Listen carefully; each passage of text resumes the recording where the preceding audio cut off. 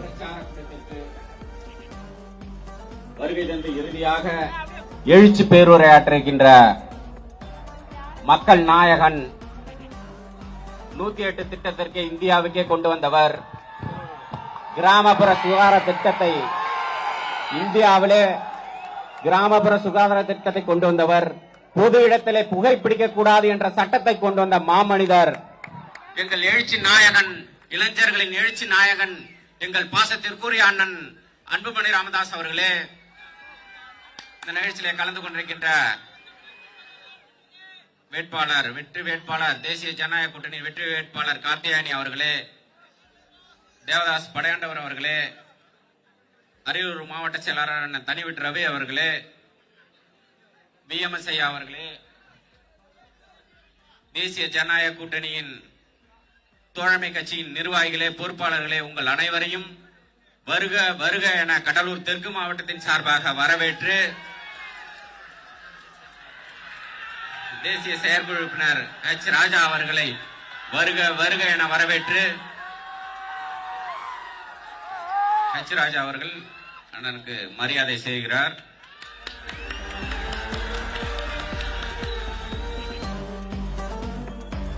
கொஞ்சம் தம்பிகளா இறங்கி கிடைச்சலாம்.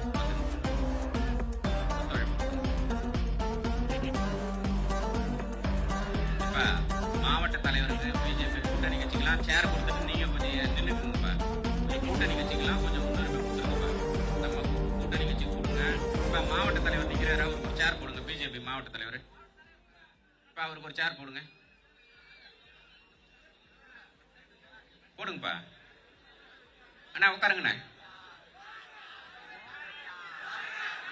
பொதுவாக சிதம்பரம் காட்டுமன்னார் கோயில் பூனேரி என்றால் அது பாட்டாளி மக்கள் கட்சியின் கோட்டை.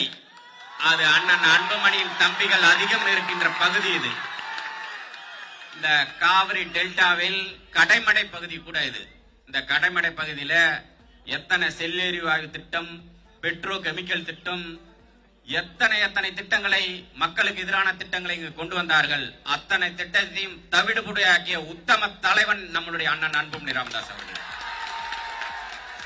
பொதுவா எல்லாம் தேர்தல் நேரத்துல தான் வருவாங்க.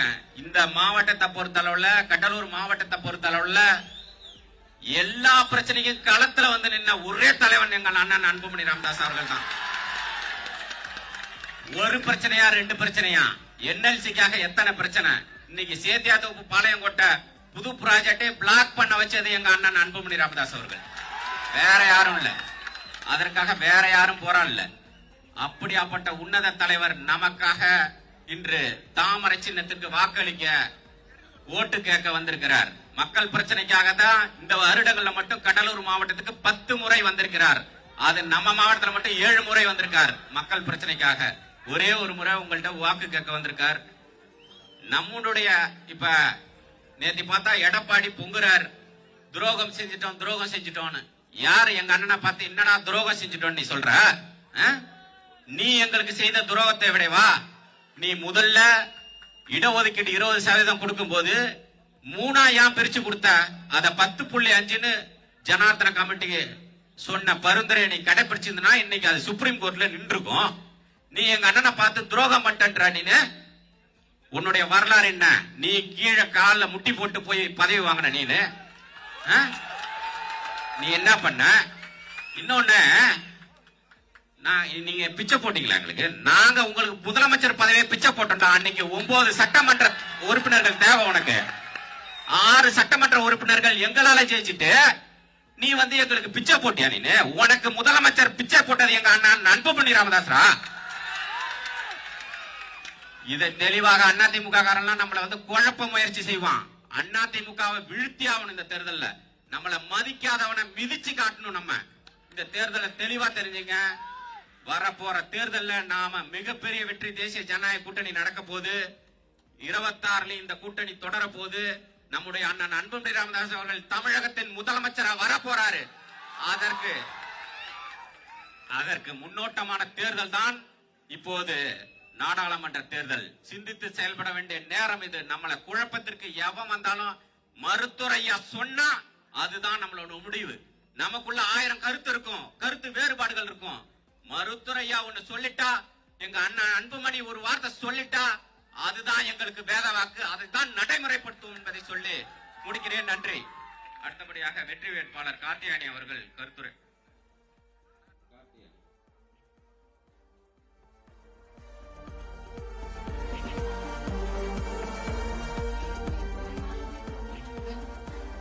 பாரத பிரதமர் திரு நரேந்திர மோடி அவர்களின் நல்லாசியுடன் தாமரை சின்னத்தில் தேசிய தலைவர் மரியாதைக்குரிய திரு நட்டாஜி அவர்களின் நல்லாசியுடன் மாநில தலைவர் திரு கே அண்ணாமலை எக்ஸ் IPS உடன் நல்லாசியுடன் இன்று வருகை தந்து சிறப்பித்துக் கொண்டிருக்கும் மக்களுடைய சேவை மட்டுமில்லாமல் மக்களுடைய வாழ்வை முன்னேற்றுவதற்காகவும் மக்கள் உயிர் காக்கின்ற உன்னத தலைவனாக வருகை தந்திருக்கும் நாம் அன்புடன் அழைக்கக்கூடிய சின்னவர் என்கின்ற சின்னையாவினை வருக வருக வருக என்று வரவேற்று அவருடன் வருகை புரிந்திருக்கும் பாஜகவினுடைய தேசிய முன்னாள் பாஜகவினுடைய மாநில தலைவர் மரியாதைக்குரிய ராஜா அண்ணா அவர்களை வரவேற்று இந்த நேரத்துல ஒரு விஷயத்தை நான் நிச்சயம் மறக்காம சொல்லணும்.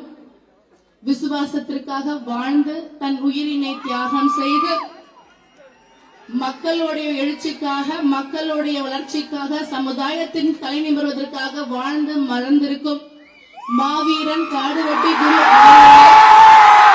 இந்த நேரத்தில் நினைவு கூர்ந்த வணக்கத்தினை தெரிவித்துக் கொண்டு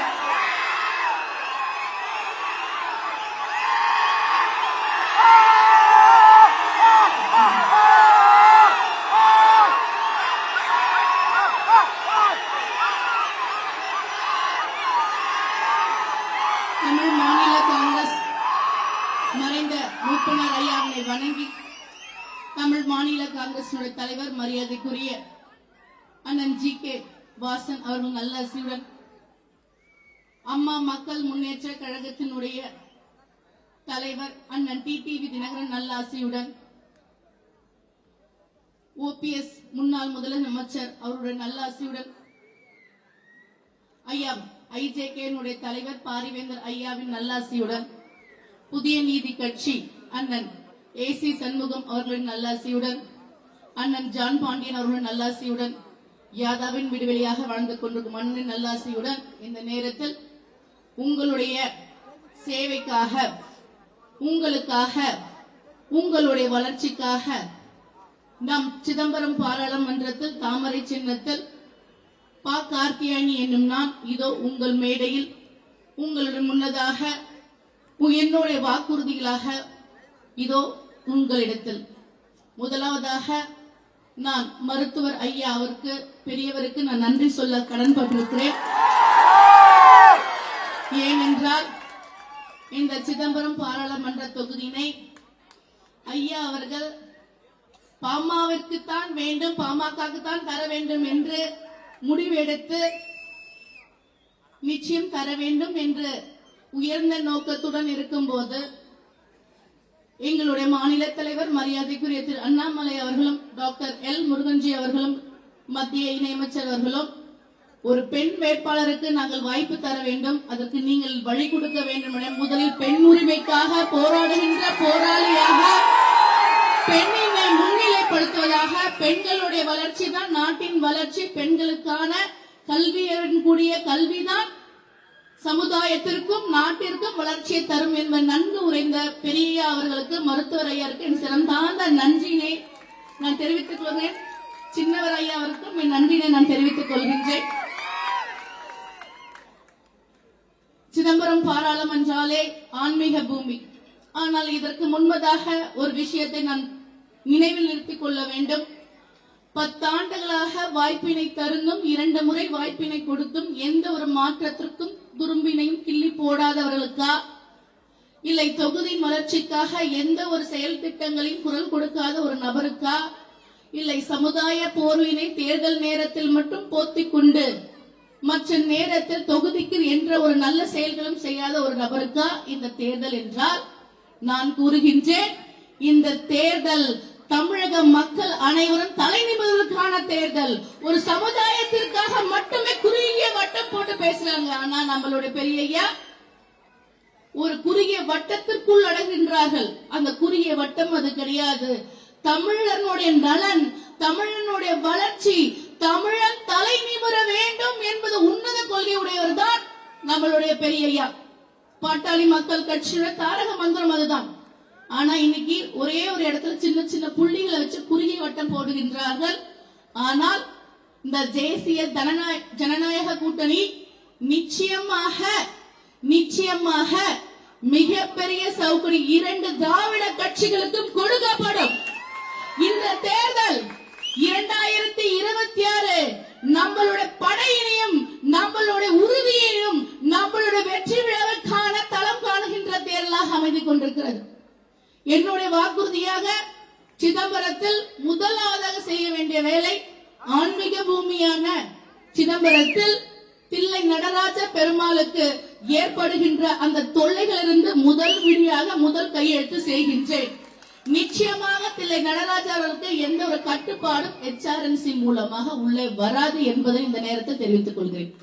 அதே மாதிரியாக இந்த இடத்தில் மருத்துவரையா சின்னவர் இருக்கும் போது சால சிறந்தது என்னுடைய வாக்குறுதியாக ஜிப்பருக்கு இணையாக மருத்துவ கல்லூரியும் மருத்துவமனையும் இந்த இடத்தில் நான் கொண்டு வந்து சேர்ப்பேன். மருத்துவம் என்றாலே சின்ன ஐயா, மருத்துவம் என்றாலே பெரியய்யா. ஏனென்றால் சேவைகள் எதுவாக இருந்தாலும் உயிர் காக்கின்ற சேவையை மகேசன் சேவையாக முதலாக பிரதிபலிக்கின்றது.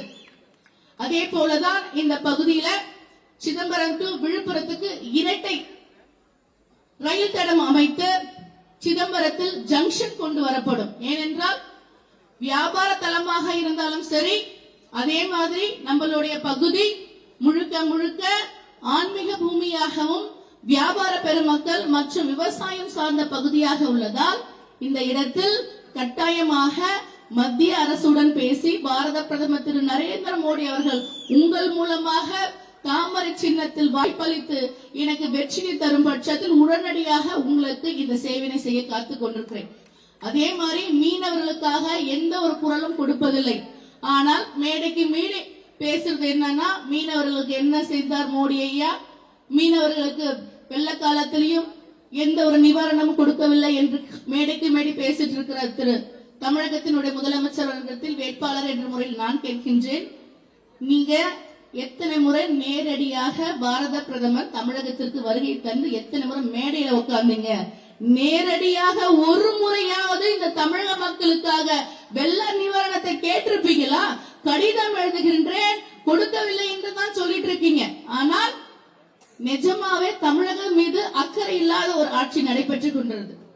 இதை பார்க்கலும் காட்டில நம்மளுடைய செயல்பாடு திட்டங்களாக அண்ணாமலை பல்கலைக்கழகம், நம்மளுடைய சிதம்பரம் என்றால் தில்லை கல்வி புரட்சியாக கல்வி என்று மருத்துவ கல்வி என்றால் அது சிதம்பரம் பல்கலைக்கழகம் நிச்சயமாக முன்பு இருந்தார் போல் புது பொலிவுடன் கண்டிப்பாக அதை மறுசீரமைப்பு செய்து இந்த சிதம்பரத்தில் கல்வி புரட்சியை கொண்டு வருவதற்காக என்னோட பணிகள் எல்லாம் அமையும்.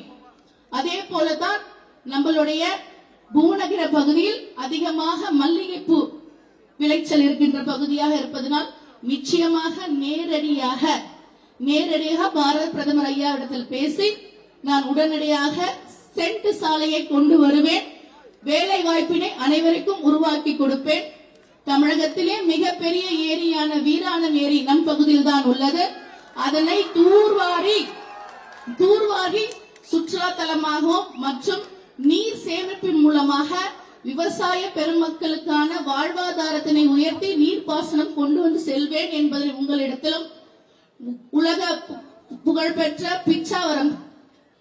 பிச்சாவரம் காடு இருக்கின்றது.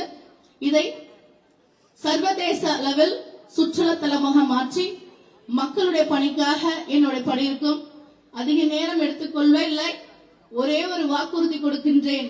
இந்த வாக்குறுதி நிச்சயம் மாற்றத்தையும் முன்னேற்றத்தையும் மக்களுடைய வளர்ச்சிக்காக அமையும்.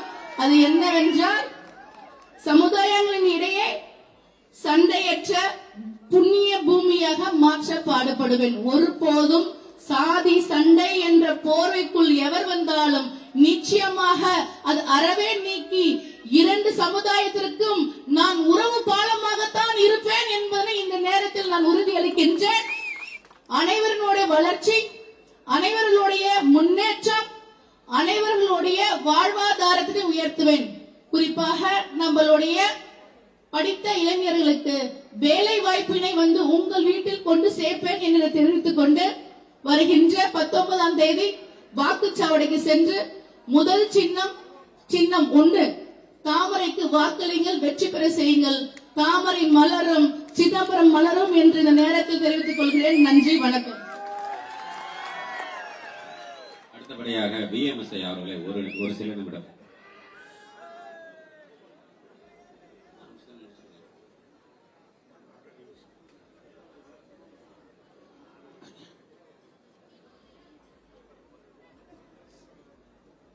சின்னையா அவர்களை வணங்கி பிஜேபியினுடைய முன்னாள் மாநில தலைவர் ராஜா அவர்களையும் மற்றும் இங்கு கூடியிருக்கின்ற ஜனநாயக முற்போக்கு கூட்டணியினுடைய தோழர்களுக்கும் வந்திருக்கின்ற பெரியோர்களுக்கும் தாய்மாருக்கும் இளைஞர்களுக்கும் முதற்கண் நன்றியும் வணக்கத்தையும் தெரிவித்துக் கொள்கிறேன். மத்திய அமைச்சரவையில் நம்ம பாட்டாளி மக்கள் கட்சியின் சார்பில் ஐயா வேலு அவர்கள் ரயில்வே அமைச்சராக இருந்தார்கள். அவர்கள் கடைசி நேரத்தில் VMS நான் சிதம்பரத்தில் உங்களுக்கு சொந்தக்காரன், அண்ணாமலை பல்கலைக்கழகத்தில் இருந்த பாட்டினி சீனிவாசன் அவர்களுடைய பெண்ணைக்கு திருமணம் பண்ணவர் அண்ணாமலை நகர் தான் அவர் மாமனார் வீடு. அதனால நான் சிதம்பரத்துக்கு ஒரு பெரிய திட்டம் ஏதாவது செய்யணும், என்ன செய்யணும்னு கேட்டார். நான் உடனடியா சொன்னேன், சிதம்பரம் டு அரியலூர் ரயில்வே திட்டத்தை நீங்க செய்யணும் அப்படின்னு சொன்னேன். உடனே பட்ஜெட் போட போகுது, கடைசி பட்ஜெட் அதான். உடனே கூப்பிட்டு எப்படி எந்தெந்த ஊரு, எப்படி எவ்வளவு தூரம், அங்க என்னென்ன திட்டங்கள் இருக்குன்னு சொன்னாங்க. உடனே நான் சொன்னேன், சிதம்பரம், காட்டுமன்னார்குடி, மீன் சுருட்டி, கங்கை கொண்ட சோழபுரம், ஜெயங்கொண்டம், உடையார்பாளையம், அரியலூர் அப்படின்னு சொன்னேன். சரி என்று கேட்டுக்கொண்டு அவர்கள் இங்கெல்லாம் என்னென்ன கிடைக்குதுன்னாங்க. அரியலூர் பக்கத்துல, ஜெயங்கொண்டம் பக்கத்துல சிமெண்ட், சுண்ணாம்பு கற்கள் ஏற்றுமதி ஆகுது. அது மாதிரி சிதம்பரத்தில் இது மாதிரிலாம் இருக்கு. உடையார்பாளையம் இதெல்லாம் சுற்றுலா தலம் சிதம்பரம்லாம் இருக்கு. அதனால இந்த திட்டத்தை கொண்டு வர வேண்டும் என்று கேட்டேன். உடனே அவங்க சிதம்பரத்தில் இந்த திட்டத்தை இதுல கொண்டு வந்து பட்ஜெட்டிலேயே பணம் ஒதுக்கி இருக்கிறாங்க. கார்த்தியாயினி அவர்களே நீங்க கவனிக்கணும்.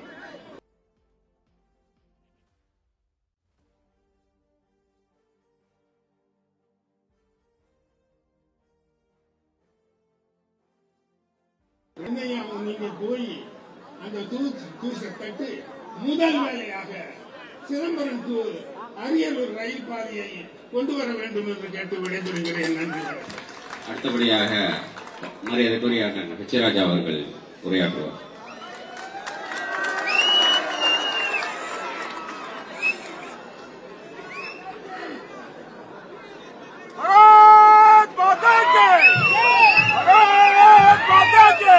இன்றைய தினம் தேர்தல் பரப்புரையாற்ற வந்திருக்கின்ற என்னுடைய நீண்ட நாள் நண்பர் டாக்டர் அன்புமணி ராமதாஸ் அவர்களே, தேசிய ஜனநாயக கூட்டணியினுடைய வெற்றி வேட்பாளர் அருமை சகோதரி பி. கார்த்தியாயினி அவர்களே,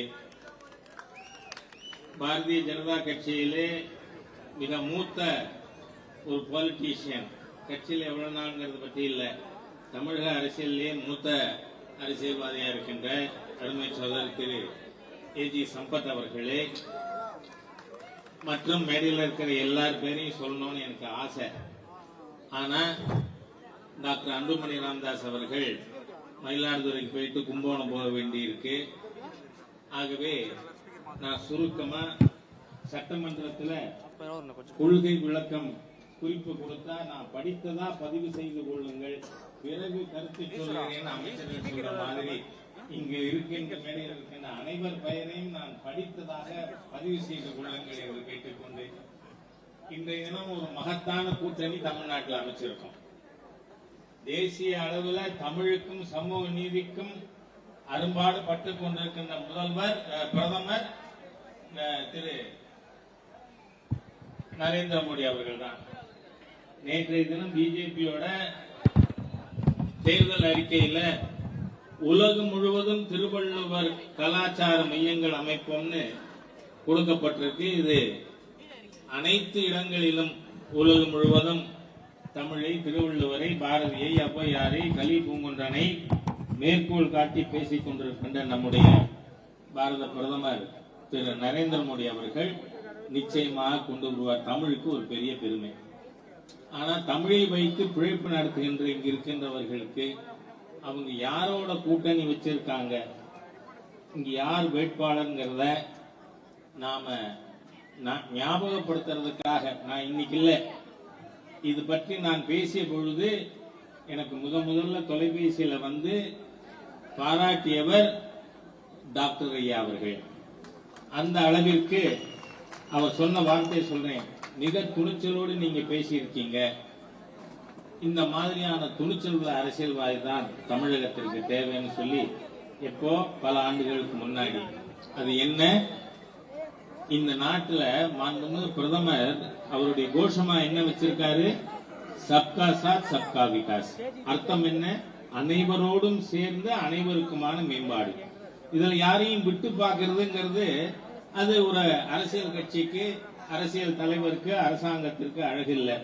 அதனால தயவு செய்து ஞாபகம் வைத்துக் கொள்வோம், சரக்கு மிடுக்கு பேச்சை மறப்போமா, அந்த பேச்சை மன்னிப்போமா? மன்னிக்க முடியாது.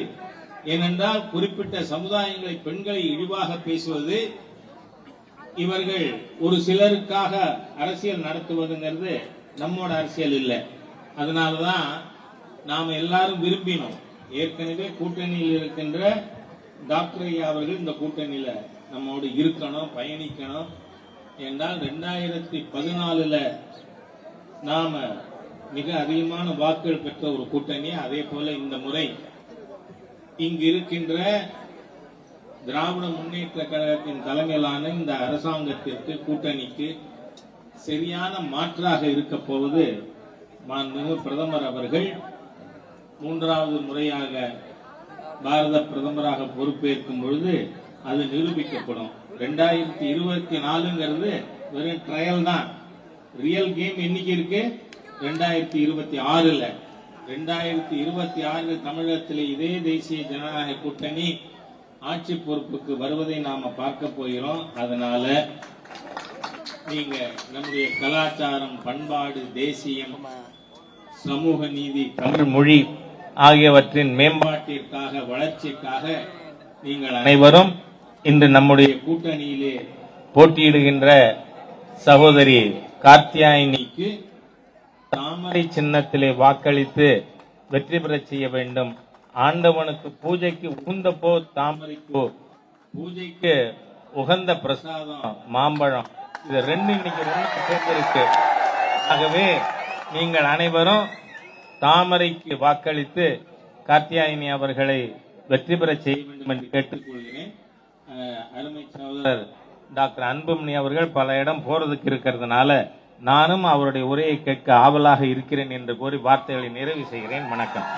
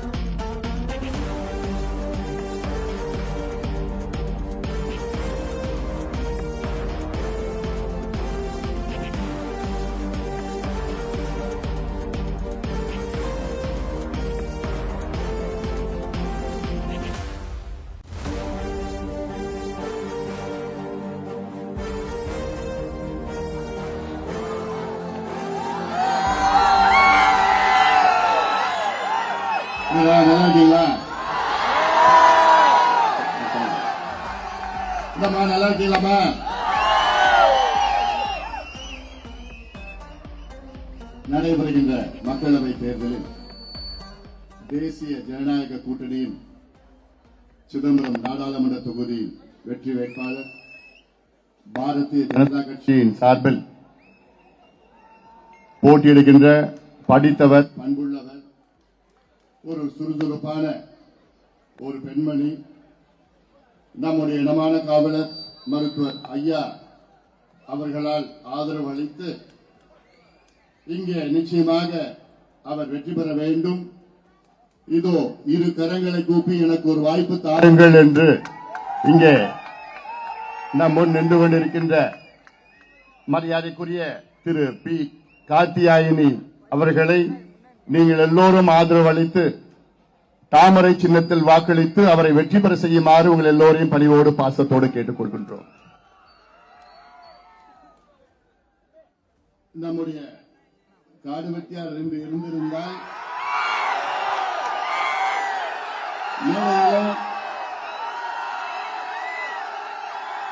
என்னுடன் சேர்ந்து அவரும் நம்முடைய வெற்றி வேட்பாளர் கார்த்தியாயினிக்கு வாக்குகளை சேகரித்திருப்பார். அந்த வகையில்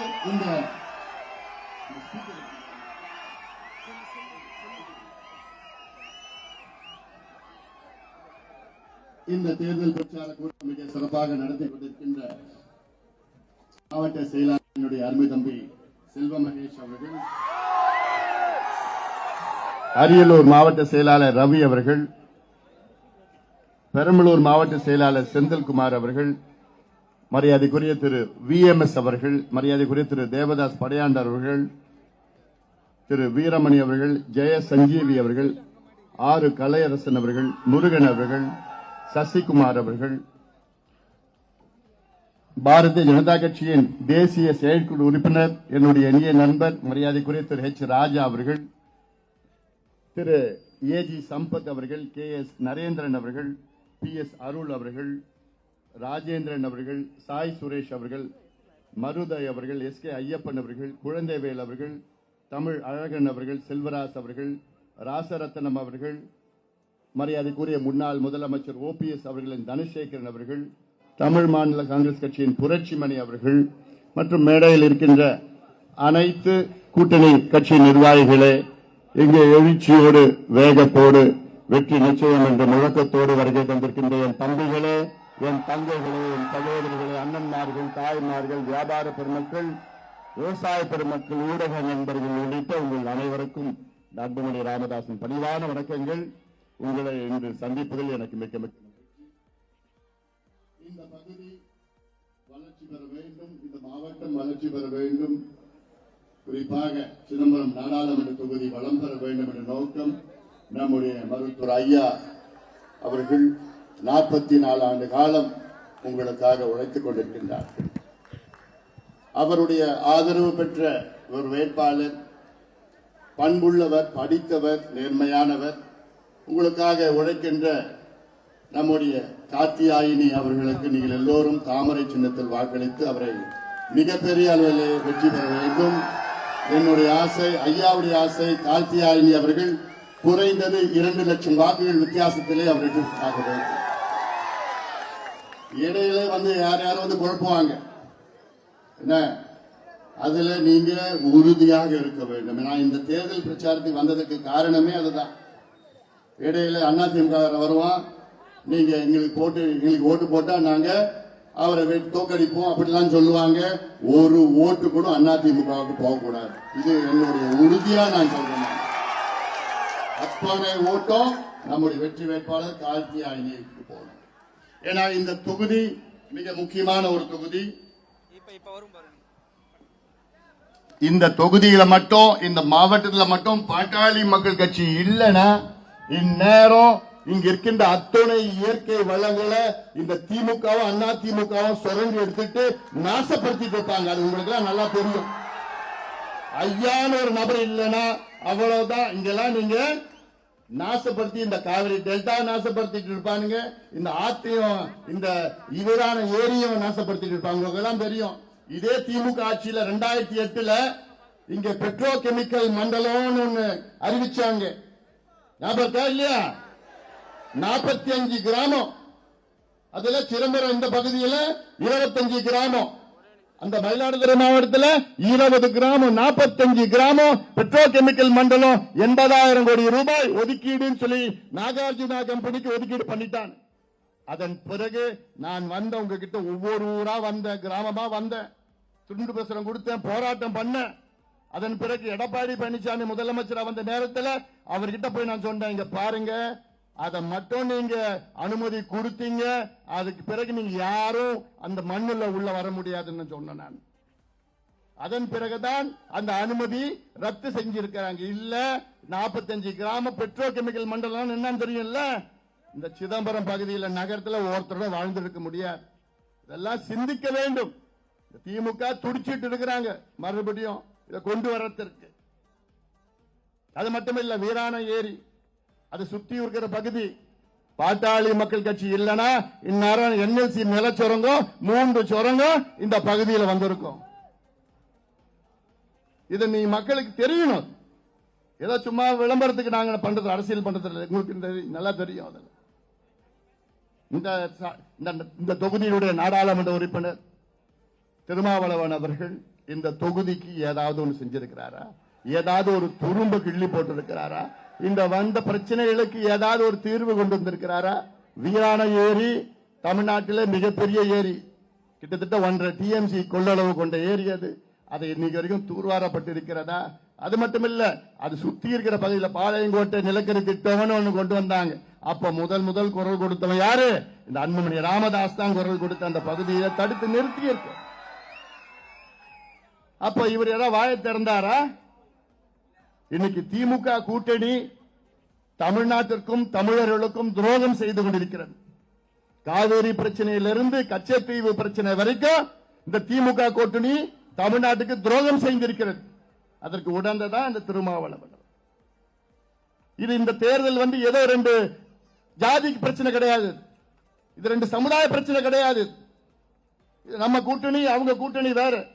இன்னொரு கூட்டணி இருக்கிறார் எடப்பாடி பழனிசாமி, அவர் கூட்டணி. அது கூட்டணியில் ஒரு கட்சி தான் இருக்குதுங்க. தேர்தல் முடிவு அதுவும் போயிடும். நம்ம துரோகம் பண்ணிட்டோம். யார் துரோகம் பண்றது? துரோகம்னா நமக்கு என்ன தெரியுமாடா? துரோகம் என்ன தெரியுமாடா? மற்றவங்களை நம்மள தோல்ல சுமந்துட்டு இவங்கள முதலமைச்சர் ஆக்கணும், இவங்கள முதலமைச்சர் ஆக்கி மாத்தி ஆக்கிட்டு இருக்கிறோம். எங்களை பார்த்து துரோகின்னு சொல்றது உனக்கு என்னையா தகுதி இருக்கு? உனக்கு என்ன அது அருகதை இருக்கு?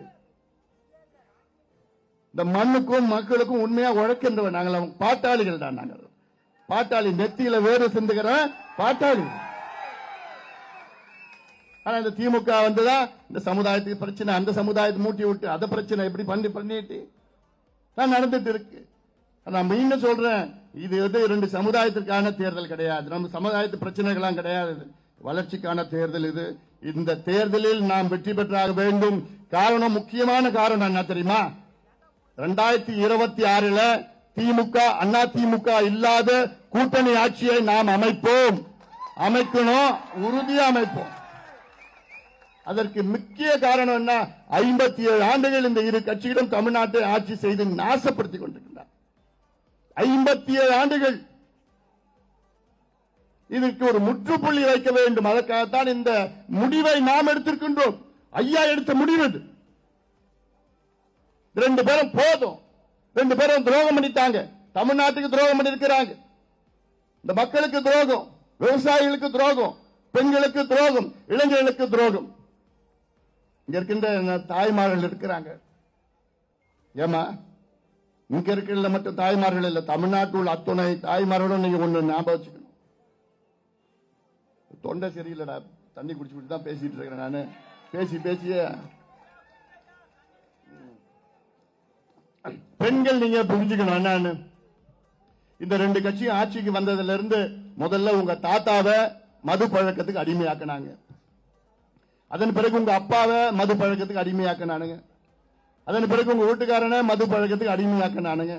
அதன் பிறகு உங்க பிள்ளைய மது பழக்கத்துக்கு அடிமையாக்கினானுங்க. இப்போ உங்க பேர பிள்ளைகளை மது பழக்கத்துக்கு அடிமையாக்கிட்டு இருக்கிறாங்க. இதற்கு முற்றுப்புள்ளி வைக்கணும்னா 2 பேரும் ஒதுக்குங்க. அதை விட இப்ப மதுவை விட இன்னும் மோசமான ஒரு பிரச்சனை இருக்கு. என்ன பிரச்சனை? போதைப் பொருள். கஞ்சா கூட அதை விட மோசமா இருக்கு.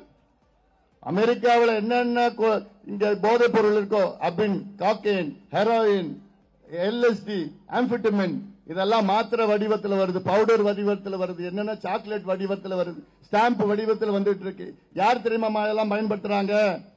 பள்ளிக்கூடம் படிக்கிற பிள்ளைங்க, 10வது 11வது 12வது படிக்கிற பிள்ளைங்க இன்னைக்கு தமிழ்நாட்டில் சரளமா இந்த போதைப் பொருள். தண்ணி மது குடிச்சிட்டு வந்தா வீட்டுக்கு வந்தா நாத்தடிக்கும், சரி குடிச்சிட்டு வந்தான்னு தெரிஞ்சு போயிடும். ஆனா இந்த போதைப் பொருள் பயன்படுத்தினா நாத்தடிக்காது, ஒன்னும் தெரியாது, அவன் முகத்தை பார்த்தா சாதாரணமா இருக்கும். ஆனா ஒரு வருஷமா அவன் பயன்படுத்தினா அவனை மீட்டெடுக்க முடியாது. நான் டாக்டரா நான் சொல்றேன், எனக்கு தெரியும் என்ன நடக்குதுன்னு தெரியும். இத பத்தி எந்த கவலையும் இல்லாத ஒரு முதலமைச்சர் நீங்க பாத்திருக்கீங்களா? தமிழ்நாட்டில் இருக்க முதலமைச்சர் அத பத்தி எந்த கவலையும் கிடையாது, எந்த சிந்தனையும் கிடையாது. ஆனா பக்கத்து தொகுதியில எங்க நம்ம கடலூர்ல நம்ம தங்கர் பச்சான் போட்டிடுறார், நம்ம சின்னத்துல. அவரு சாலை ஓரத்தில் ஒரு கிளி ஜோசியம் பார்த்துட்டு இருந்தார் ஒருத்தர். அவர்கிட்ட போய் கையை காமிச்சார் தங்கர் பச்சான், கொஞ்சம் பார்த்து சொல்லுங்க சாமி. அவர் தங்கர் பச்சானை பார்த்துட்டு, சாமி நீ ஜெயிச்சுட்ட, போ சாமி, நீ போ சாமி. அடுத்த நாள் பார்த்தா அந்த கிளி ஜோசியக்காரரை ஜெயில பிடிச்சு போடுறான். அந்த அளவுக்கு கூட இந்த திமுகவுக்கு சகிப்பு தன்மை கிடையாது. ஏயா கிளி ஜோசியரை போய் ஜெயில போடுறிய, சாராயம் விற்கிறவன் வெளியில சுத்திட்டு இருக்கிறான், கள்ள கடத்தல் பண்றவன், கஞ்சா விற்கிறவன், போதைப் பொருள் விற்கிறவன் அவன் கூட நின்று போட்டோ எடுத்துட்டு இருக்கிறான். ஆனா கிளி ஜோசியம் பாக்குறவங்க செய்யாறுல பார்த்தா 7 விவசாயிகளை குண்டர் சட்டத்தில் போட்ட ஆட்சி தானே இந்த கொடுங்கோல் திமுக ஆட்சி. இதெல்லாம் என்னால மறக்க முடியல, உங்களுக்கு நீங்க மறந்துட்டீங்களா இல்லைன்னு தெரியல எனக்கு. ஏன்னா எங்க அப்பா அம்மாவுக்கு பிறகு விவசாயிகள் என்னுடைய கடவுளா நான் பாக்குறேன். இதெல்லாம இந்த விவசாய பூமி, இந்த பூமி என்ன விவசாய மண், காவிரி டெல்டா மண், இந்த புனிதமான மண். இந்த மண்ணையும் மக்களையும் நாசப்படுத்தி கொண்டிருக்கின்ற இந்த 2 கட்சிகளை ஓரங்கட்ட வேண்டும், ஒதுக்க வேண்டும். ஒதுக்குகின்ற நேரம் வந்து விட்டது. இந்த தேர்தல் தான் சரியான நேரம். நான் எவ்வளவு காலமா பொறுத்துட்டு இருக்கிறேன், எவ்வளவு காலமா பொறுத்து, சரி ஏதாவது நடக்கும், ஒன்னும் நடக்கல. கொள்ளிடம் ஆறு ஓடுது, கொள்ளிடம் ஆத்து இந்த கரை இந்த மாவட்டத்தில் வருது, கடலூர் மாவட்டத்தில் அந்த கரை, மயிலாடுதுறை மாவட்டத்தில் கொஞ்சம் அந்த பக்கம் அரியலூர்ல வருது, கொஞ்சம் அந்த பக்கம் கும்பகோணம் மாவட்டம் வரணும், அது வேற. இப்போதைக்கு தஞ்சாவூர் மாவட்டத்தில் கொள்ளிடம் 110 கிலோமீட்டர் ஓடுது கொள்ளிடம் ஆறு. இந்த 110 கிலோமீட்டர்ல எத்தனை முறை நான் போய் கேட்ட கோரிக்கை வச்சேன், 10 தடுப்பணைகளை கட்டுங்க, 10 தடுப்பணைகளை கட்டுங்கன்னு. உணர்வுபூர்வமா எவ்வளவு போராட்டம் பண்ண, காவிரியை காப்போம்னு அங்க கிட்டத்தட்ட தருமபுரியில இருந்து பூம்புகார் வரைக்கும் 3 நாள் 4 நாள் நடந்து வந்தேன். துண்டு பிரசுரம் கொடுத்திய, நம்ம ஆத்த காப்பாற்றணும், நம்ம மண்ணை காப்பாற்றணும். வேற எந்த கட்சியாவது செஞ்சாங்களா? செய்யல. ஆனா இப்ப என்ன பண்ணிட்டாங்க தெரியுமா? அந்த கொள்ளிடம் ஆத்துல நான் கேட்டது 10 தடுப்பணைகள். ஆனா 87 கிலோமீட்டர் அளவில் 20 மண் குவாரிகள் திறந்திருக்காங்க. மணல் குவாரி 87 கிலோமீட்டர்ல 20 மணல் குவாரி. ஒவ்வொரு 4 கிலோமீட்டர்லயும் ஒரு மணல் குவாரி இயங்கிட்டு இருக்கு. 4 கிலோமீட்டர் இந்த மணல் குவாரி முடிச்ச உடனே அடுத்த மணல் குவாரி, அடுத்தது மணல் குவாரி. 87 கிலோமீட்டர்ல 20 மணல் குவாரி நடத்துகின்ற கொடுங்கோல் ஆட்சி திமுக ஆட்சியை விரட்டி அடிங்க, வீட்டுக்கு அனுப்புங்க. இப்ப கூட பண்ணலனா அதுக்கப்புறம் உங்களை யாராலும் காப்பாற்ற முடியாது. இதெல்லாம் இந்த மண்ணை காப்பாற்றுறதுக்கு சொல்லிட்டு இருக்கிறேன் நான். இது ஏதோ சும்மா வந்தது தேர்தல், நம்ம கோஷம் போட்டோம், அவங்க எதிரியா பார்த்தோம், அப்படிலாம் ஒண்ணும் கிடையாது. இரண்டாடு அதுக்கு தானே வரண்டா இரண்டா. நிச்சயமா இந்த தேர்தலில் பானை உடைக்கப்படும், பானை உடைஞ்சிடும்.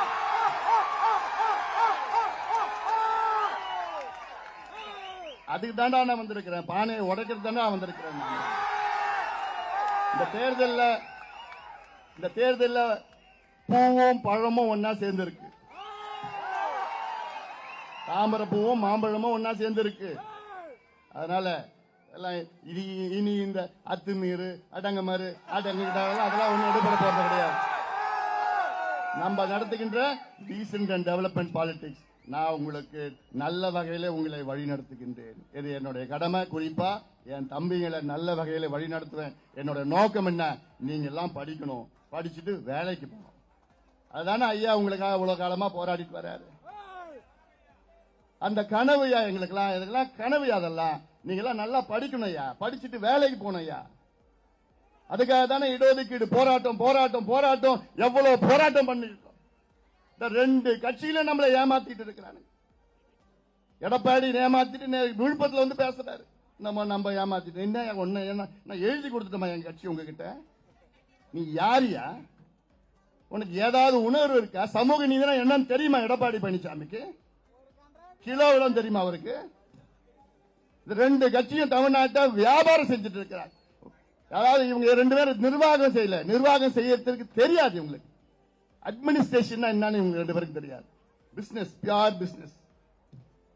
நான் கேட்கிறேன் திருமாவளவன் அவர்களே, நீங்க இருக்கிற கூட்டணியில உங்களுக்கு எங்க மரியாதை கிடைக்குதா? உங்களுக்கு முதல்ல நீங்க இருக்கிற கூட்டணியில சமூக நீதினா என்னன்னு அர்த்தம் உங்க கூட்டணிக்கு தெரியுமா? உங்க கூட்டணி தலைவர் ஸ்டாலின் இருக்கிறார், அவருக்கும் சமூக நீதிக்கு என்ன சம்பந்தம் இருக்கு? இல்ல அவர் புள்ள ஒருத்தர் இருக்கிறார், விளையாட்டு புள்ள, அவர் விளையாட்டு துறை விளையாட்டு புள்ளையா இருக்கிறார். சினிமால அதாவது மாமன்னன் நடிச்சா போதுமா? தாழ்த்தப்பட்ட சமுதாயத்துக்கு மரியாதை கொடுக்க தெரியுமா? தெரியாதா உங்களுக்குலாம்? இல்ல இல்ல நான் கேட்கிறேன், இன்னைக்கு தமிழ்நாட்டில் 34 அமைச்சர்கள் இருக்கிறாங்க. 34 அமைச்சர்கள், அது முதல் அமைச்சர் ஸ்டாலின் அவர்கள். அதுல 3 தாழ்த்தப்பட்ட சமுதாயத்தை பட்டியலினத்தை சார்ந்த 3 அமைச்சர்கள் இருக்கிறாங்க. இப்போ ஒவ்வொரு அமைச்சருக்கும் ஒரு புரோட்டோகால் இருக்கும். இப்போ முதல் அமைச்சருக்கு வந்து நம்பர் 1 புரோட்டோகால், 2வது அமைச்சர் துரைமுருகன், அவர் பொதுச் செயலர், 2வது புரோட்டோகால், 3வது ஏவா வேலுன்னு நினைக்கிறேன். அது மாதிரி ஒரு புரோட்டோகால் இருக்கு ஒவ்வொரு அமைச்சருக்கும். ஆனால் தாழ்த்தப்பட்ட சமுதாயத்தை சார்ந்த 3 அமைச்சர்களுக்கு என்ன புரோட்டோகால் தெரியுமா? 30வது இடத்துல சி.வி. கணேசன், அவரு திட்டக்குடி, அவர் வந்து எப்ப எதுல வர்றாரு? 30வது இடத்துல வர்றாரு. அடுத்தது 33வது இடத்துல அவரு என்ன வேந்தன், அவரு மதிவேந்தன். எவரு? 33வது இடத்துல மதிவேந்தன். அப்புறம் கடைசி இடத்துல 34வது இடத்துல கயல்விழி செல்வராஜ். 34வது இடத்துல. இதுதான் நீங்க மரியாதை கொடுக்கிறது? என்னமோ சமூக நீதி பத்தி பேசிட்டு இருக்கிற. 34 அமைச்சர்கள் கடைசி 4 இடத்துல நீங்க பட்டியலினத்தை சார்ந்தவர்களுக்கு நீங்க புரோட்டோகால் கொடுக்கறீங்க. நீ சமூக நீதி பத்தி பேசுறதுக்கு உனக்கு என்ன தைரியம்? உனக்கு என்ன அருகதை இருக்கு? நீ அந்த கூட்டணி தானே இருக்கிற, நீ கேட்க வேண்டியதானே? இன்னைக்கு வரைக்கும் வேங்க வயல் வாய் திறந்தியா? நான் திறந்த ஐயா பேசினாரு சம்பந்தமா. சமூக நீதினா இன்னைக்கு இந்தியாவிலே ஒரே தலைவர் மருத்துவர் ஐயா அவர்கள் மட்டும் யாரும் கிடையாது, வேற யாருக்கும் தகுதி கிடையாது. எங்க ஐயா பேசுறது மட்டும் கிடையாது. இந்த தேர்தல் எடுத்துக்கோ, 10 தொகுதிகள், 10 நாடாளுமன்ற தொகுதியில நம்ம போட்டிடுறோம். அதுல 3 தொகுதிகள் பெண்கள், பெண் வேட்பாளர் 30% இடஒதுக்கீடு. 10 தொகுதியில 2 தொகுதி தாழ்த்தப்பட்ட சமுதாயத்துக்கு பட்டியலினத்திற்கு கொடுத்திருக்கோம், அதுல 20% இடஒதுக்கீடு. உண்மையான இடஒதுக்கீடு, இதுதான் உண்மையான சமூக நீதி. நீங்க பேசுறது வேற, செய்யறது வேற. என்ன பேசிட்டு இருக்கீங்க? பாட்டாளி மக்கள் கட்சி இன்னைக்கு இந்தியாவில், நான் தமிழ்நாட்டில் மட்டும் சொல்ல, இந்தியாவில் ஏதாவது ஒரு கட்சி சொல்லுங்க அதனுடைய பொதுச் செயலாளர் பட்டியலினத்தை சார்ந்தவர் பொதுச் செயலாளர் கொடுக்கணும்னு அரசியல் சாசனத்தில் இருக்காயா, கான்ஸ்டிடியூஷன்ல இருக்காயா? பாட்டாளி மக்கள் கட்சி இருக்கு. நமக்கு கிடைச்ச முதல் அமைச்சர் பதவி யாரு கொடுத்தோம்? இந்த தொகுதி அப்போ சிதம்பரம் தொகுதியை சார்ந்த தலித் எழில்மலை கொடுத்தோம். அடுத்த அமைச்சர் யாரு கொடுத்தோம்? அதே தொகுதி, இந்த தொகுதியை சார்ந்த யாருக்கு? பொன்னுசாமி கொடுத்தோம். அப்படி ஒவ்வொன்றா தாழ்த்தப்பட்ட சமுதாயத்திற்கு இன்னைக்கு அதிகமா செய்த கட்சி தமிழ்நாட்டில் பாட்டாளி மக்கள் கட்சி தான். ஆனா நமக்கு பேர் என்ன? நமக்கு ஜாதி இப்படி அப்படின்னு என்னமோ பேர், எல்லாத்துக்கும் நம்ம தான் பண்ணிருக்கிறோம். நான் மத்திய அமைச்சரா இருந்த நேரத்தில், அதாவது இந்தியாவிலே ஒரே ஒரு இடஒதுக்கீடு யாருமே போராடாம, யாருமே கேட்காம, யாருமே கோரிக்கை வைக்காம, யாருமே சண்டை போடாம கிடைச்ச ஒரே ஒரு இடஒதுக்கீடு இந்தியாவில். அது கொடுத்தது பாட்டாளி மக்கள் கட்சி. என்ன இடஒதுக்கீடு தெரியுமா? நான் மத்திய அமைச்சராக இருந்த நேரத்தில் ஆல் இந்தியா என்ட்ரன்ஸ் எக்ஸாம்ல தாழ்த்தப்பட்ட சமுதாயம் மற்றும் பழங்குடி சமுதாயத்திற்கு MBBS மற்றும் MBBS PG சீட்ல இடஒதுக்கீடு கொண்ட கட்சி, கொடுத்த கட்சி பாட்டாளி மக்கள் கட்சியா? நாங்க கொடுத்தியா? எங்களை யாரும் போராட்டம் பண்ணல, கேட்க கூட இல்லை, நாங்க கொடுத்தோம். ஆனா நம்ம இடஒதுக்கீடு அப்படியா? நம்முடைய காடு வெட்டியார் தலைமையில் எவ்வளவு போராட்டம் பண்ண, நம்ம ஐயா தலைமையில் எவ்வளவு பேர் நம்ம இழந்தோம். ஒரே நாள்ல 21 உயிர்களை நம்ம இழந்தோமே. ஒரே நாள்ல 20 விழுக்காடு இவங்க என்னமோ நாங்க கொடுத்தோம்னு சொல்லிட்டு இருக்காரு. அப்போ எங்குள்ளையும் நீ கொடுத்தியா? எங்களுக்குலாம் நாங்க வாங்கணும், சண்டை போட்ட. இப்ப இந்தியா சுதந்திரம் யார் வாங்கி கொடுத்தா? யார சொல்றோம் நம்ம? மகாத்மா காந்தி. ஆனா யார் கையெழுத்து போட்டா? Lord Mountbatten. அந்த கையெழுத்து போட்ட ஸ்தானத்துல தான் திமுக, மகாத்மா காந்தி ஸ்தானத்துல தான் எங்களுடைய மருத்துவர் ஐயா அவர்கள். நாங்க போராடணும், இன்னும் போராடிட்டு இருக்கோம். இன்னும் எங்களுக்கு கிடைக்கல. என்னையா நாங்க கேட்டோம்? பின்தங்கிய இருக்கிற சமுதாயம் இது, இது படிக்கணும், வேலைக்கு போகணும். அதான் அது கேட்கறது தப்பா? 57 வருஷமா 2 பேரும் ஆட்சி பண்ணிட்டு இருக்கீங்களே, இதுவரைக்கும் உங்க மனசாட்சி ஏதாவது ஒண்ணு இருக்கா? அது செய்யணும் என்ன இருக்காயா? உதயநிதி ஸ்டாலின் தர்மபுரியில வந்து பேசுறார். எங்க அப்பா சட்ட போராட்டம் பண்றாராம். எதுக்கு? வன்னியர்களுக்கு இடஒதுக்கீடு கொடுக்கிறது.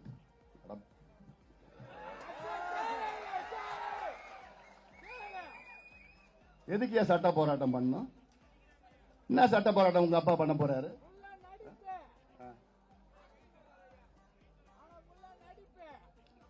உச்சநீதிமன்றம் 2 ஆண்டுகளுக்கு முன்பு, சரியா சொன்ன போனா 2021 மார்ச் மாதம் 31ஆம் தேதி ஒரு தீர்ப்பு வழங்கியிருக்கிறது. அந்த தீர்ப்பில் தமிழ்நாட்டில் வன்னியர்களுக்கு உள்ஒதுக்கீடு கொடுக்க எந்த தடையும் கிடையாது.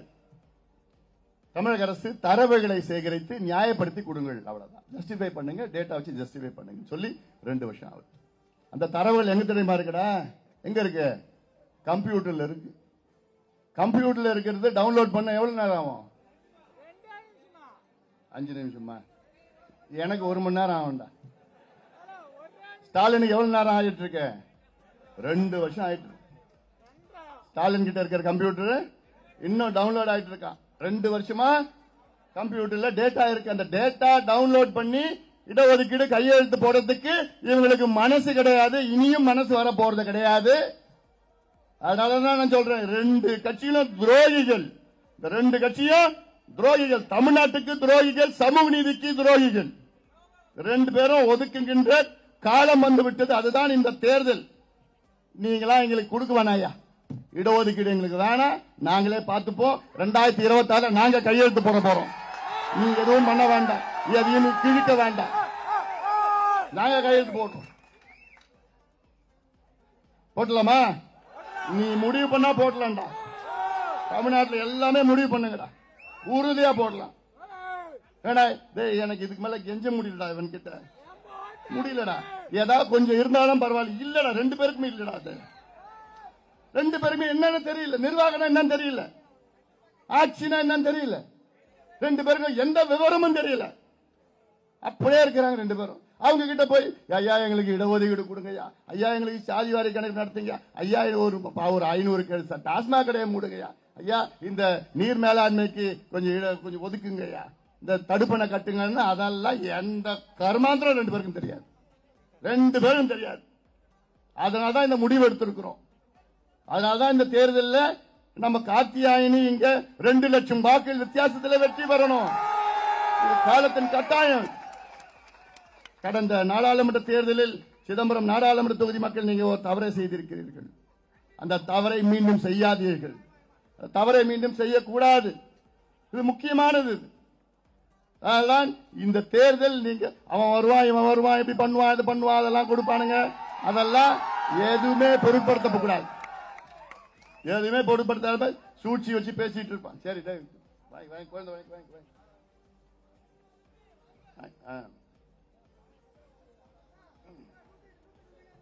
சரிடா 108 தெரியும்டா. சும்மா இப்பதான் 108. அதோட முக்கியமா இப்ப எவ்வளவு பிரச்சனை இருக்குது இப்ப இங்க இருக்குது, அதெல்லாம் பார்க்கணும். இப்போ நான் கேட்கிறேன், ஸ்டாலின் அவர்களே, காங்கிரஸ் கர்நாடகாவில் காங்கிரஸ்ல சித்தராமையா முதலமைச்சர் சொல்றாரு, நாங்க என்னானாலும் சரி நாங்க மேகதாது அணையை கட்டியே தீருவோம் அப்படின்னு காங்கிரஸ் முதலமைச்சர் சித்தராமையா சொல்றாரு. இங்க இருக்கிற ஸ்டாலின் அவர்கள் இது வரைக்கும் ஏன் வாயை திறக்கல? ஏன் இதே திருமாவளவன் அவர்கள் ஏன் இன்னைக்கு வரைக்கும் வாயை திறக்கல? நீங்க எல்லாம் ஒரே கூட்டணியில தானே இருக்கிறீங்க, ஏன் வாயை திறக்கல? ஓட்டு பிச்சைக்காக வாயை திறக்க மாட்டீங்க நீங்க? இந்த ஓட்டு பிச்சைக்காக வாயை திறக்காம இருப்பீங்க நீங்க? அப்புறம் என்னையா நீங்க அரசியல் கட்சி நடத்துறீங்க? என்னையா நீங்க அரசியல் இருக்கிறீங்க? நீங்க ஒரு கொள்கை இருக்கணும். பாட்டாளி மக்கள் கட்சி எந்த தேர்தல் எந்த கட்சி எப்படி இருந்தாலும் எங்க கொள்கையில ஒரு எள்ளளவு நாங்க விட்டு கொடுக்க மாட்டோம். அதுதானே எங்க மருத்துவர் ஐயா பாட்டாளி மக்கள் கட்சி. எந்த கூட்டணியில் இருந்தாலும் எங்களுக்கு கவலை இல்லை, தைரியமா நாங்க கேட்போம். அந்த தைரியம் எங்களுக்கு இருக்கிறது. ஆனா உங்களுக்கு ஐயோ ஓட்டு போட்டுற மாட்டாங்க, அதனால வாயை திறக்க மாட்டீங்க. இங்க மீனவர்கள் பிரச்சனை இருக்கு. கச்சத்தீவை தாராவாத்து பிறகுதான் இங்க கிட்டத்தட்ட இன்னைக்கு வரைக்கும் எவ்வளவு மீனவர்கள் 800 மீனவர்கள் கொல்லப்பட்டிருக்கிறார்கள். 800 மீனவர்கள், 6100 மீனவர்கள் கைது செய்யப்பட்டிருக்கிறார்கள். 1200 படகுகள் அங்க வந்து பிடிச்சிட்டு நாசப்படுத்தின அந்த படகுகள் 1200 படகு. ஏன் காங்கிரஸும் திமுகவும் கச்சத்தீவா கொடுத்துட்டாங்க. இன்னைக்கு அது பிரதமர் சொன்னா அதுக்கு ஒரு குற்றம் கண்டுபிடிங்க. ஏன் உங்களுக்கு தான் வக்கு இல்ல? நாங்க சொல்லுவோம். எல்லாம் உங்களுக்கு பாத்தீங்கல்ல, சேலத்துல பிரதமர் அவர்கள் வந்து நேரா மேடையில் யார கைய பிடிச்சாரு? நம்ம ஐயா கைய பிடிச்சாரு. அதான் ஏன் மரியாதை கட்டி பிடிச்சாருல. இதுவரை ஏதோ மேடைக்கு மட்டும் இல்ல, நானும் ஐயாவும் பல முறை பிரதமரை பார்த்திருக்கிறோம். ஒவ்வொரு முறையும் அது மேடையில் இருந்தாலும் சரி, அவர் வீட்டுக்குள்ள இருந்தாலும் சரி, இப்படிதான் கட்டி பிடிச்சி ரொம்ப பாசமா இருப்பார். ஏன்னா பிரதமர் ஓபிசி, ஐயாவும் ஓபிசி. இது ஞாபகம் வச்சுங்க. இதெல்லாம் நீங்க மேடையில பேசுறாரு, பிரதமர் பேசுறாரு என்னன்னு, தேசிய ஜனநாயக கூட்டணி இந்தியாவிலே மிக மூத்த தலைவர் மருத்துவர் ஐயா என்று பேசுகிறார். ஐயாவுடைய அனுபவம், அன்புமணி ராமதாஸ் திறமை தமிழ்நாட்டுக்கு தேவை என்று பிரதமர் பேசுகின்றார் என்றால் அது நமக்கு தானே பெருமை, உங்களுக்கு தானே பெருமையா இதெல்லாம். ஆனா அதை ஒரு பக்கம் நினைச்சு பாருங்க, இன்னொரு பக்கம் எடப்பாடி பழனிசாமி நினைச்சு பாருங்க. நினைச்சு கூட பார்க்க முடியல என்னால. அதெல்லாம் நினைச்சு பார்க்கணும் நீங்க எல்லாம். அதனால இதெல்லாம் நினைச்சு பார்க்க வேண்டும், சிந்தித்து பாருங்க. இந்த பகுதிக்கு ஒரு இன்சார்ஜ் ஒருத்தர் இருக்கிறார், வேளாண் துறை அமைச்சர். அவருக்கும் வேளாண்மைக்கு சம்பந்தமே கிடையாது. அவர் ஹவுசிங் போர்டு அமைச்சரா பிளாட்டா போட்டு வித்து அதுக்கு தான் வேளாண் துறைக்கு உனக்கு என்னையா சம்பந்தம் இருக்கு? நீ இருக்கிற ஏரியா எல்லாம் அதெல்லாம் முதல்ல இருந்தா பண்ணிட்டு இருக்க. கர்நாடகா தர்மபுரி மாவட்டத்தில் வரகு அவ்வளோ விளையுது, 80,000 டன் வரகு அங்க விளையுது. அதை விட்டுட்டார், கர்நாடகாவில் போய் வரகு வாங்கி கொடுத்துக்கிறார்.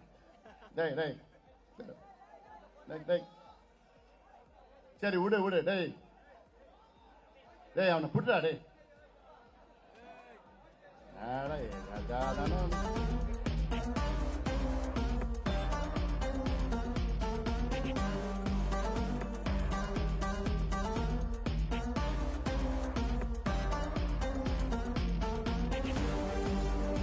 அங்க போய் வாங்கியிருக்கிறாங்க, வரகு வாங்கியிருக்கிறாங்க கர்நாடகாவில் போயிட்டு. அவனை உட்கார வைடா அவரை தம்பி உட்கார. இதை விட்டுட்டு அப்போ இவர் யாருக்கு வேலை செய்யறாரு? இவர் வேளாண் துறை அமைச்சர்னா யாருக்கு வேளாண் துறை அமைச்சர்? பேசாம எம்ஆர்கே பன்னீர்செல்வம் கர்நாடகாவில் போய் வேளாண் துறை அமைச்சரா வேலை செய்யலாங்க. பொங்கல் நேரத்தில் எங்க அதிகமா கரும்பு விளைச்சல்? பொங்கல் கரும்பு கடலூர் மாவட்டத்தில் தான், நம்ம மாவட்டத்தில் தான். இவங்க கரும்பு எங்க போய் வாங்கினானுங்க? ஆந்திராவில் போய் கரும்பு வாங்கிட்டு வைக்கிறாங்க. எவ்வளவு துரோகம் செஞ்சுட்டு இருக்கிறாங்க. இங்க விளைநிலங்களை எல்லாத்தையும் காலி பண்ணி மைன்ஸ் கொண்டு வராங்க, பெட்ரோகெமிக்கல் கொண்டு வராங்க, மீத்தேன் கொண்டு வராங்க, எல்லாம் கொண்டு வராங்க. இவனுங்க இன்னும் தொடர்ந்தாங்கன்னா நம்ம மண்ணையும் மக்களையும் அழிச்சிடுவானுங்க, ஒழிச்சிடுவானுங்க.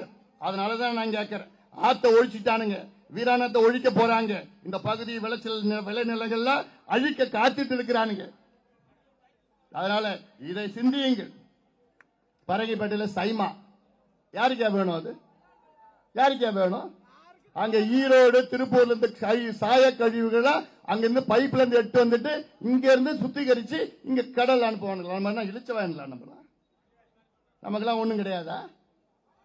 அங்க இருந்து இங்க கழிவு மட்டும் எடுத்து வருவாங்களா? இங்க அதெல்லாம் சிந்தித்து பாருங்கள். வடலூர், நம்முடைய வடலூர் வள்ளலாறுல என்ன பண்ணானுங்க இவங்க? பசங்க அதுல போய் கை வைக்கிறானுங்க இவங்க. 150 ஆண்டு காலமாக அப்படியே அந்த பெருவெளி இடம் அப்படியே இருக்கணும்னு அங்க வள்ளலார் அவர் சொல்லிட்டு போயிருக்காரு. அதுல போய் இவனுங்க அதுல வள்ளலார் சர்வதேச மையம் கட்டு, அங்க வேண்டாம். நீ வெளியில ஒரு 200 ஏக்கர் 500 ஏக்கர் எடுத்துட்டு போய் அங்க போய் கட்டிட்டு போ. நீ அங்க வடலூர் வெளியில கட்டு, சென்னையில கட்டு, உலகம் முழுவதும் கட்டு. ஆனால் வள்ளலார் வாழ்ந்த அந்த மண் 7 கதவை திறந்தா அந்த ஒளியை பார்க்கறதுக்கு 10-15 லட்சம் பேர் மாதம் அங்க கூடுறாங்களே, அவங்க எங்க நிற்பாங்க?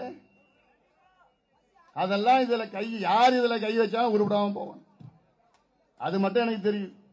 சாபெல்லாம் எனக்கு கூட தெரியாது எனக்கு. ஆனாலும் மனசுல எனக்கு ரொம்ப ரொம்ப வருத்தத்தில் இருக்கு. வருத்தம், அதுக்கு மேல ஒரு வார்த்தை, கோபத்தில் இருக்கிறேன் நானு. அதாவது தம்பிகளா, என் தங்கைகள் எல்லாம் சேர்ந்து இந்த தேர்தலில் வீடு விடா போங்க, போயிட்டு தாமரைக்கு வாக்குகளை சேகரிச்சு நம்ம கார்த்தியாயினி அவர்கள் 2 லட்சம் வாக்குகள் வித்தியாசத்தில் இந்த தேர்தலில் வெற்றி பெற்றாக வேண்டும். காரணம், இது கொள்கை தேர்தல், இது கூட்டணி தேர்தல். இது ஏதோ இந்த கட்சிக்கு இந்த ஜாதிக்கு அந்த ஜாதிக்கு பிரச்சனை அதெல்லாம் கிடையாததெல்லாம். அதனால முக்கியமா இந்த தொகுதியில இங்கே பாரதிய ஜனதா கட்சி வெற்றி வேட்பாளர் கார்த்தியாயினி அவர்கள் தாமரை சின்னத்திலே மிகப்பெரிய வெற்றியை பெற வேண்டும் வேண்டும் வேண்டும் என உங்களை அன்போடு பாசத்தோடு கேட்டுக்கொண்டு நன்றியோடு விடைபெறுகின்றேன். வணக்கம். இறுதியாக நன்றி உரையாற்றுமாறு படையாண்டவர் அவர்களை அன்போடு